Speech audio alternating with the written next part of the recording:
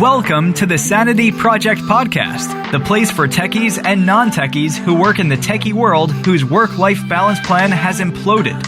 We're here to provide solutions that will help both the techie and non-techie live a sane, healthy, and prosperous life. Here's your host, Joanne Victoria.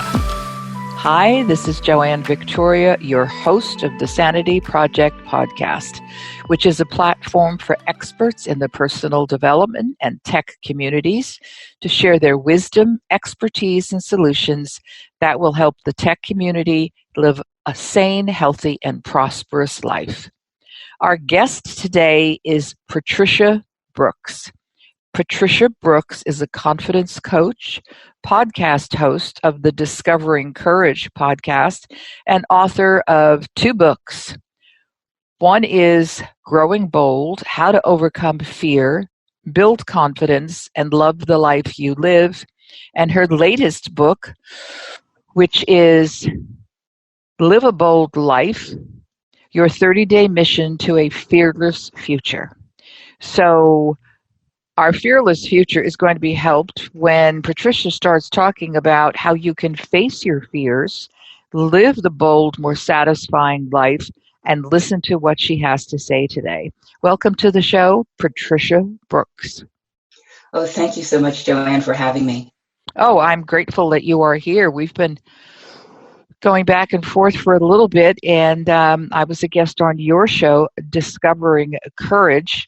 And we have a lot of similarities, a lot of things that we have in alignment. And I think that your topic, helping people face their fears to live a bold life, is not only highly necessary and purposeful, but timely. I think people want to live a satisfying life. They just don't know what it is, and they don't know how to overcome what they had to do. I know you had to change after your father died. You committed to living a regret-free life, and you're helping others move through their fears to do the same. And that you moved to France as a result of all of your desires. How is that going for you? Yes, very well. And one of the things that I like to bring up about my move to France is that it's definitely a bold move, but it was not a sudden thing. I didn't wake up one day and have this courage to say, oh, I'm going to quit my job and move to France. It is really the culmination of smaller steps that I took after the death of my father, because I really felt that I was just going through the motions in life. And my dad's death was a wake-up call to me because, well, I knew people died. I had grandparents who had died. My father's death was really close to me. And it made me, and I saw my dad as a superhero. And so if he could die, then I was going to die. And I didn't want to get to the end of my life feeling like, oh, I should have done this or I could have done that, but I was afraid to. And so that's why helping people work through their fears so that they can do the things that they truly want to do is so important to me. Well, I also think it's quite necessary, and I'm grateful that you're here on this earth providing this information to people so they too can live their bold life. So we've spoken about there are 3 catalysts for courage. What are they? Yes, they are setting a meaningful goal, shifting your perspective, and building self-confidence. And you can gain courage by working on those 3 catalysts in any order. The setting a meaningful goal is powerful because when you have a purpose, a mission, or a goal that gives you a burning desire, then it makes you working through your fears that much easier, because what you want on the other side of that act of courage is something that you truly want. It ties to your values and you are really driven to do it. So those fears kind of start to pale in comparison. So setting a meaningful goal is really key. Then shifting your perspective is really important as well, because if we continue to see life and our possibilities the way we always saw them, then we have no belief that we can do something differently, that we can actually change. And so until you shift your perspective around yourself and what's possible in the world, you are not going to take action. That sounds like it. I'm sorry, before we get to the third one, I think that shifting perspective might be difficult for people who don't have the third catalyst, which is building confidence, because shifting perspective requires, for some, brain surgery, and for others, a lot of crying. So, yes, and so shifting your perspective can come in many forms, and I think you're right that if you don't have the confidence, it can be difficult to shift your perspective. But there are things in life that can shift your perspective. So, the death of my father was something that shifted my perspective. The key is shifting it to the positive, right? Because I could have spiraled down and said, "Oh, my dad has died. Woe is me. Oh, life is not good," right? But instead, I shifted it to the positive, and I think. One way that I have learned to do that is through watching my thoughts and recognizing when I start to think the negative, and so many people have these negative thoughts that course through their brains that cause them to stay stuck and not able to shift their perspective. And so one of the things that I really love in my upcoming book, Live a Bold Life, is all about is positive, intuitive affirmations. And so that's one of the things that really helped me shift my perspective and my belief in myself.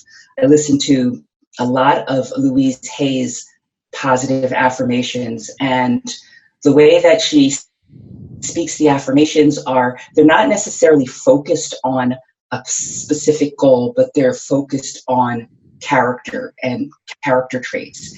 And so they affirm your goodness, they affirm your confidence, they affirm the universe's support of you. And in listening to that, over and over and over again, I started to believe that. And that shifted my thoughts to the more positive. And that was how I was able to shift my perspective to the positive when my father died. And so I think that that's a key piece of shifting your perspective. That's fascinating. I knew that Louise Hay did a lot and had books, and I've read some of them and so on, but I didn't know that she presented her affirmations in a way that supported one's character, as you so nicely put it, and focused on the character. So people don't understand the word character. And would you explain that in your words, from your perspective, what character means to you and what it is, or what it is? Either one would work. For me, when I use the word character in that sense, it's about who we truly are, like beyond title, beyond role. It's our humanness and our goodness. It's our ability to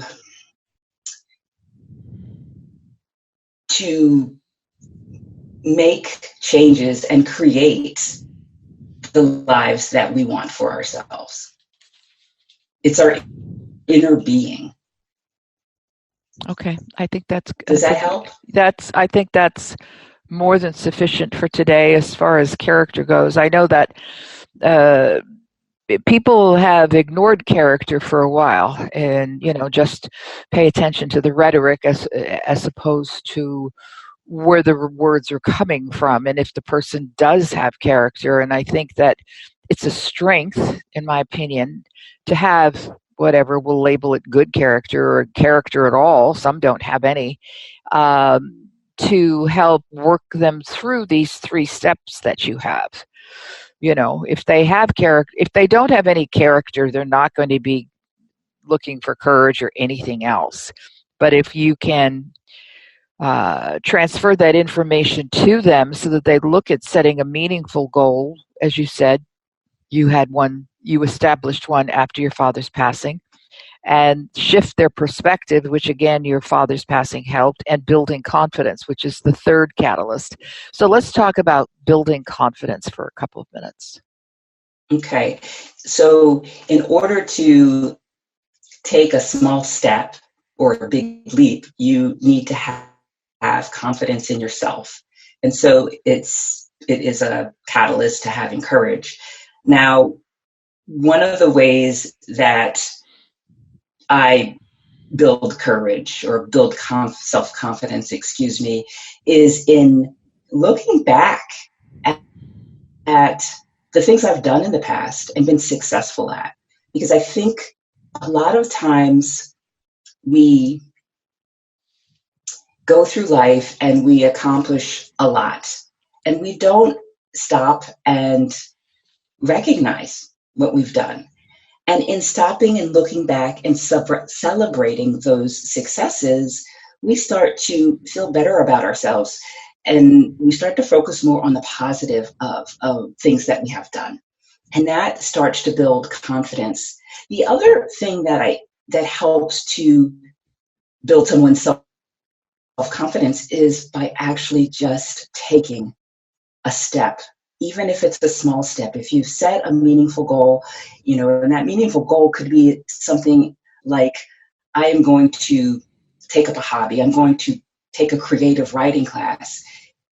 Taking a small step and researching creative writing classes, that starts you down the path of having more self-confidence, because success is a muscle you build by taking steps and taking action. Then you take another small step and then another. Before you know it, you have taken a semester of a creative writing class and you have a portfolio of material, and you can look back on that and say, wow, I did that. And that builds self-confidence. Do you think that either men or women have an easier time of building confidence? Or just the opposite, a more difficult time? I think I'm not sure about that. Okay. I want to say that men may appear to be more self-confident, but I don't know, just because of the way that they carry themselves, but I don't know if that's necessarily true. I got it. Yeah, but their appearance is always, usually, I shouldn't say always, usually one of knowing. And I think that one of the things that we don't do enough, at least here in our society, and I don't know about over there, celebrate these successes. We celebrate, the usual, your birthday, your anniversary, if there is one, the holidays, however they present themselves, but we don't celebrate our successes. So I think that we have to celebrate more so that it's embedded in us, not that we have to, think too hard to go back to 5, 10, 15 years ago. What were we doing? And you can't recall it that easily because you didn't celebrate it. Right. So you need to celebrate it and acknowledge it, even if you just write it down. Today I celebrate X, whatever that might be, but it's something we need to do more of. And I think that it should be easier to do it, especially in this highly socialized society where everybody talks about everything, that in public, this is something that, and I like the word should actually, and I hate to use it, but people should celebrate everything as much as possible. Yes, I agree. And I think that one of the tools that I use with my clients is daily wins. So when people lack confidence or don't believe that they're capable of doing something, I have them each night write down 3 wins. They could be big or small wins, daily wins. Could be something like if somebody is trying to lose weight, they might write down, I saw that piece of chocolate cake in the refrigerator and I did not take a bite of it. right? It doesn't have to be huge, but consistently writing down 3 daily wins, that starts to build up a person's self-confidence as well. So I think that you make a good point about celebrating. Yeah, the celebration, however it presents itself, as you say, even if people are writing it in their journal, notebook, pad, whatever they have beside their bed. I just happen to have a pad everywhere I go because pen and paper to me are sacrosanct. You just can't take that away from me. But I write lots of notes, and now I'm going to write down my wins. Thank you for that. And I hope the audience is listening to this, because we forget. We have so much data in our brains and so many things that we need to do that we forget our accomplishments. And I think our accomplishments go a long way to improving confidence. And then, of course, once your confidence is built, then you can go to shifting your perspective a little bit easier. Tell me. Yes, can I just add one more thing? Please do. Please. I think that, as you say, we forget our accomplishments. They start to become normal, right? Yes. So 6 years ago, I lost 75 pounds, and I kind of forgot. I didn't forget that I lost 75 pounds, but it didn't seem like such a big deal anymore, or such a big accomplishment, because, well, that was 6 years ago. And it wasn't until I had the 5th anniversary last year that I stopped and said, whoa, wait a minute. Don't forget that. That was huge. So I think time has this strange way of causing us to kind of normalize and say, oh, that wasn't such a big deal. Yes, no big deal, no big deal. Words that should be buried, because this is what we do to ourselves. We look at whatever it might have been, you losing, the weight, and other people and yourself and myself doing things that seem like no big deal to us, but it's a big deal to others. And that's why one of the things I enjoyed about your blog posts is that you write a lot about your own journey, so I'm assuming so others can see that if you could do it, they could as well. But am I correct in assuming that? Yes, absolutely. I want to be an example. I want to be an inspiration. Absolutely. Well, which has inspired me as well, because I told you before that I write these daily emails, and I think that I'm going to start posting more personal stuff, not consistently, because my audience is looking for ways to help them live a better, safe, prosperous, sane life. But I think that, they could, we are all the same. We all learn from each other, and your stories in your blog posts. So people that are listening, please refer to Patricia's blog posts on her website page, which is thecouragecatalyst.com. And I don't think I need to spell that out for you. Is really important for people to read, and as well as the way you put things together, because you're very purposeful, and I admire that. And people sway and are scattered a lot, and they don't stay. It's beyond focus. Purposeful is, the way I see it is, once you have something that you need to do, you do it.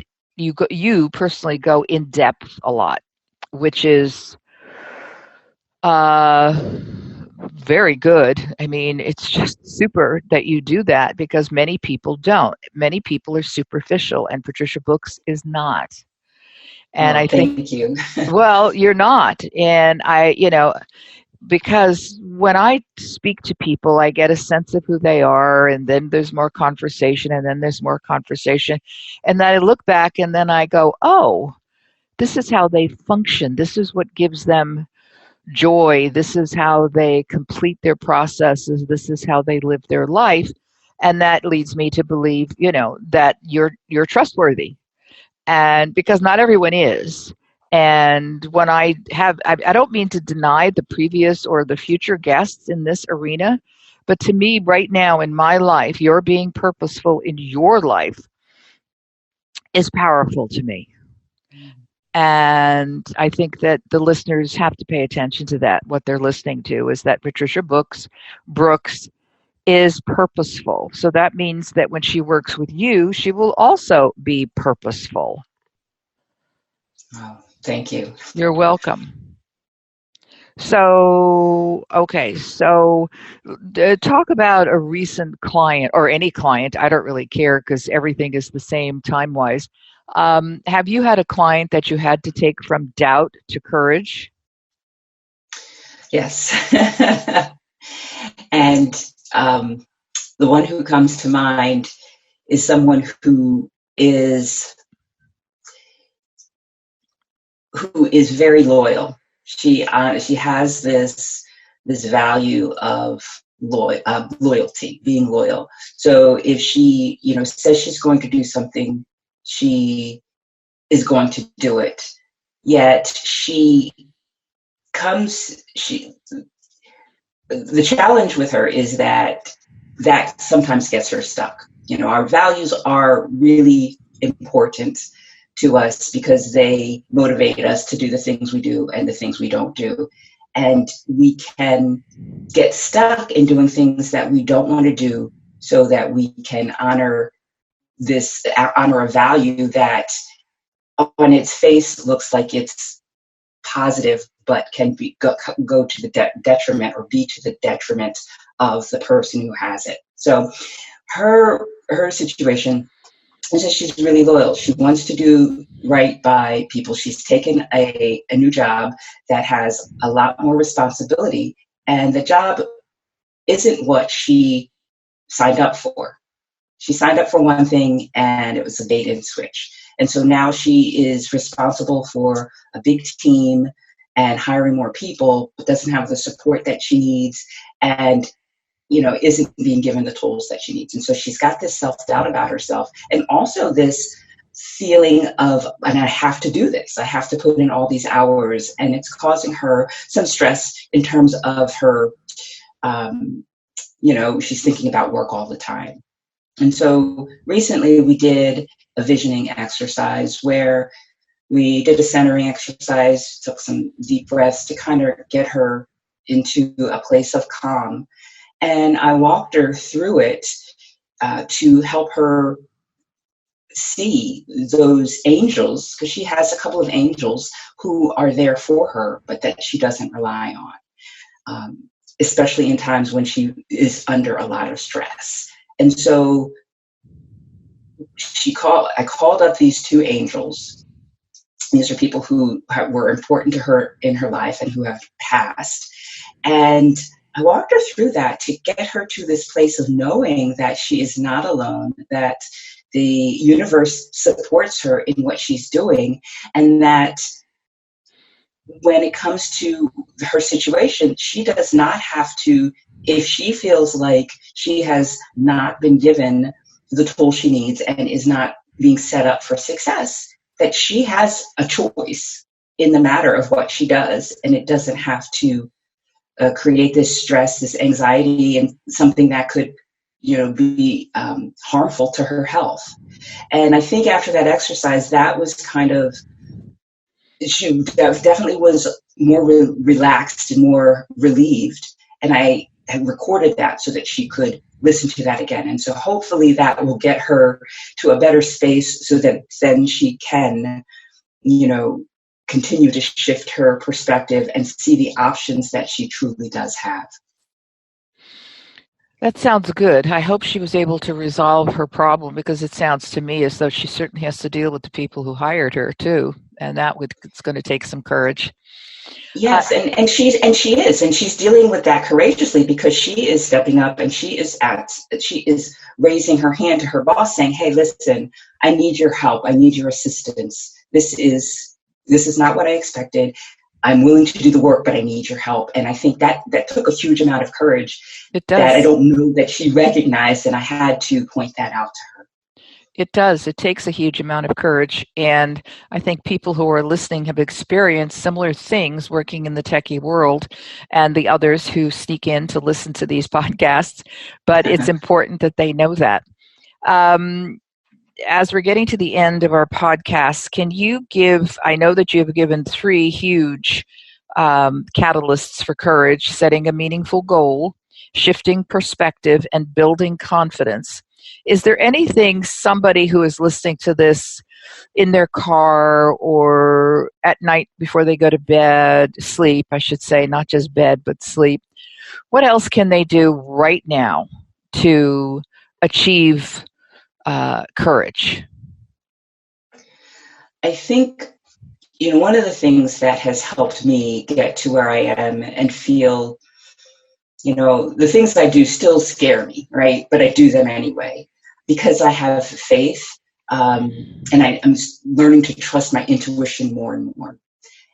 And people don't trust their intuition because they are so used to using logic in their minds. And so one of the things that people can do is to get quiet, allow themselves time to do deep breathing or meditation and get out of their head and into their body so that they can get back in touch with that inner guide, that inner coach, that intuition, the universe, whatever you want to call it, because in doing that, that will help you to be more confident in the decisions you make, and more purposeful. There we go. Well, if anybody's listening, when we talk about intuition, we're also talking about that gut feeling that most of you have, but don't acknowledge it, nor do you title it intuition, but it truly is. If you have something, I knew you were going to call me, that's intuition. And we can call it the universe provides, etc. But let's look at words that fit into your left brain. Intuition is trusting your gut in one manner. So I want to thank Patricia Brooks for being here today. Go to her website, thecouragecatalyst.com. If you need to reach Patricia before anything else in the world happens, Patricia at thecouragecatalyst.com is her best email address. You can find her first book on Amazon, which is Growing Bold, How to Overcome Fear, Build Confidence, and Love the Life You Live. And also look for her most recent book, which is Live a Bold Life, Your 30-Day Mission to Your Fearless Future. I want to thank Patricia for being here today and tell everybody who's listening also go to my website at askjoannevictoria.com for many free things, including books and just all sorts of things that you can find there. And thanks very much for being here, everybody, and have a great day. I hope you enjoyed this episode of the Sanity Project podcast. Please go to AskJoanneVictoria.com to listen to more podcasts and get a free copy of her report, 5 Steps to Achieve Work-Life Balance. That's AskJoanneVictoria.com. Take care, and thanks for being here.